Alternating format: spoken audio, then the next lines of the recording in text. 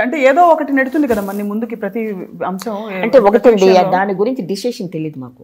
ఇల్లాల పాత్ర వేసిన తర్వాత నాకు ఎంతమంది నాకు ఫ్యాన్స్ ప్లస్ ప్రొడ్యూసర్స్ అంతా కూడా మంచి పిక్చర్. ఎల్వి ప్రసాద్ గారు డైరెక్షను, ఆయన సంస్థ. మరి అలాంటి పిక్చర్ చేసిన తర్వాత మీరు ఒక విషయం చెప్తాను. వీలునామా హేమమధుర డైరెక్షన్ అండి. ఆ సినిమాలో వ్యాంపు చేస్తుండగా ఇల్లాలు వచ్చిందండి.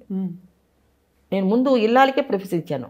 ఎందుకంటే ఇల్లాల పిక్చర్ అంటే మరి ఎల్వి ప్రసాద్ గారు ఆయన ఇల్లాల్లాగా ఊహించుకుంటున్నారంతే.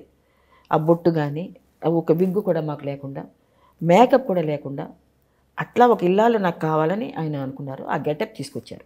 కరెక్ట్గా నేను చేస్తున్నప్పుడు వీలునామా ప్రత్యేకాత్మక డైరెక్షన్ అండి. ఆ డైరెక్షన్లో సినిమా చేస్తున్నాను.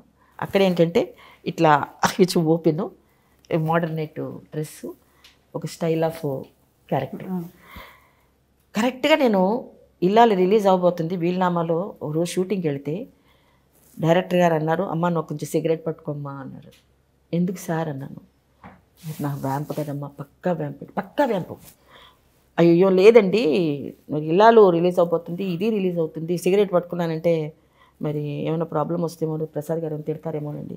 అది ఎంత ఏం లేదు, ఎవరి పిక్చర్ వాళ్ళకే, ఎవరి క్యారెక్టర్ వాళ్ళదమ్మా అన్నారు. అయ్యో బాబు నాకు భయం వేస్తుందని చెప్పి ఏం చేశాను, ఇక నన్ను బలవంతంగా ఈ సిగరెట్ వెళ్ళి పెట్టేశారండి. పెట్టేసి ఆ స్టైల్లో పోజ్లో నుంచుంటే ఎలా ఉంటుందండి ఇప్పుడు, అది ఇచ్చి పెద్ద పోస్ట్ పెట్టేశారు ఆంధ్రాలో. పెద్ద ఎల్వి ప్రసాద్ గారి పిక్చర్ ఇల్లాలు గెటప్ తోటి ఇక్కడ పెట్టారు. ఇంకా ఆయన తలకాయ పట్టుకొని, ఏమ్మా గీతాంజలి నువ్వు చేసేది ఏమైనా బాగుందా అని నాకు మా ఫాదర్కి డోస్ మీద డోస్ ఇచ్చారు ఆయన. అప్పట్లో పద్మనాభం, గీతాంజలి, రేలంగి, గిరిజ వాళ్ళంటే కాంబినేషన్ అంటే కామెడీ పేరు అది. బట్ నేను కామెడీ పేరు కాదు కానీ అలా హీరోయిన్ ఎస్టాబ్లిష్ అయ్యి బుద్ధి లేకుండా కామెడీ అలా అయిపోయింది. ఇప్పుడు నేను కమెడియన్ అంటే మటుకు నేను ఒప్పుకోను. నేను అసలు ఏం కామెడీ చేశాను, ఏ సినిమాలు చేశాను చెప్పండి. నేను ఆయన పక్కన యాక్ట్ చేస్తున్నాను. ఒక కమెడియన్ పక్కన యాక్ట్ చేసి ఆయన మంచి పేరు దొరికింది, గీతాంజలిని లాక్కున్నారు నన్ను. అప్పుడు పద్మనాభం గారు కూడా మిమ్మల్ని చూసి మనసుపడ్డారంట, నిజమా? ఏమో ఉంటే ఉండొచ్చండి, ఎందుకంటే చాలా సినిమాలు చేశాను కదా, ఆవిడకి ఈయనకి కనెక్షన్ ఉంటుందేమో అంటారు. తప్పు అంటే తప్పేం లేదు, అది సహజం కదా. సహజం అండి అది. ఆయనతో నేను లవ్ చేశాను లేదు, నన్ను ఆయన లవ్ చేశాను లేదు, ఒక రోజు కూడా నాకు అసలు ఆ మైండ్లో లేదు. పొన్నకాయ అంటే పోలీస్ వెంకటస్వామి పాట ఒకటి ఆయనకి అలా యూస్ అయిపోయాను నేను. ఎందుకంటే ఆయన పక్కన మంచి గ్లామర్ హీరోయిన్ పడిపోయిందని ఆయనకు సంతోషం, నాకేమో మంట. అవునా ఏంటి అనుకోనిదాన్ని నేను.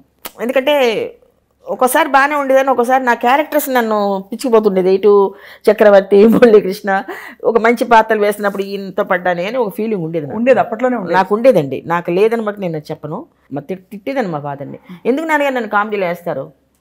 బట్ నాకు సాంగ్స్ 2 ఉంటాయండి ఆయనతోటి. మా ఊరు మదరాసు, నా పేరు రామదాసు, మా ఊరు బొంబాయి, నా పేరు రాధాబాయి. ఆయన కూడా బాగా పాడతారండి పద్మనాభం గారు. నన్ను కూడా పాడమన్నారు, నేను పాడినాను. ఎందుకంటే అప్పుడు పాట మీద ఇంట్రెస్ట్ లేదు. ఇప్పుడు నాకు పాట పాడమంటే ఎవరన్నా పాడించుకుంటే మంచి పాట. పరవశించి పాడనా నేనే, పరవశించి పాడనా. నాగేశ్వరరావు గారు ఎదురుగుండా డాక్టర్ చక్రవర్తిలో నాకు అద్భుతమైన ఒక క్యారెక్టర్ ఇచ్చారండి. ఫస్ట్ టైము ఆయనతో చెల్లెల క్యారెక్టర్ కానీ ఆయన కాంబినేషన్లో పనిచేసే అవకాశం నాకు డాక్టర్ చక్రధారి నాగేశ్వరరావు గారి పిక్చర్లో నాగేశ్వరరావు గారితో మంచి క్యారెక్టర్ వచ్చిందండి.